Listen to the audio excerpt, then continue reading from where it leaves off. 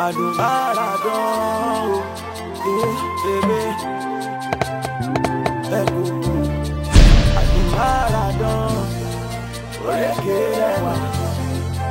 sorry, Connie.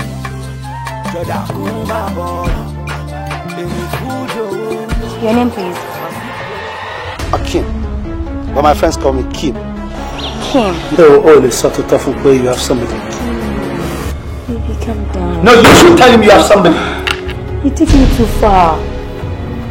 Subhanallah. I'm a big belly. Nítorí ọ̀rẹ́ mi ò lọ lé wa. Kí ló dé báyìí náà? I've told you already. Mo not your mission. Ina mo ogun ko to ṣe now. Ngba tí wọ́n kì í ṣe Ọlọ́run. Aka inú wọn ni Ọlọ́run ade terror ge. Papa la ba ṣe ma ṣe bẹ́ẹ̀. Bra mi ò ṣe mo kékeré now.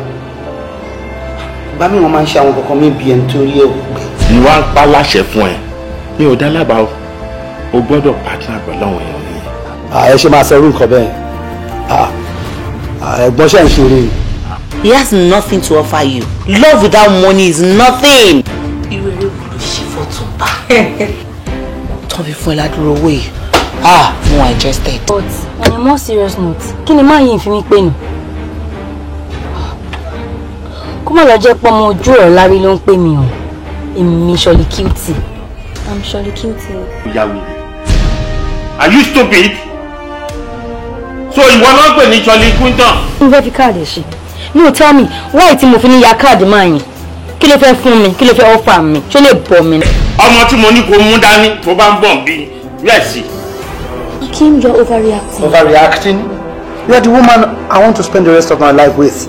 I love him so much. Hey, shut up! Lọ́bù, ìjọ ti bá kófìrí tí mo rí wà tiẹ̀. Màá kó ẹnu ọmọ.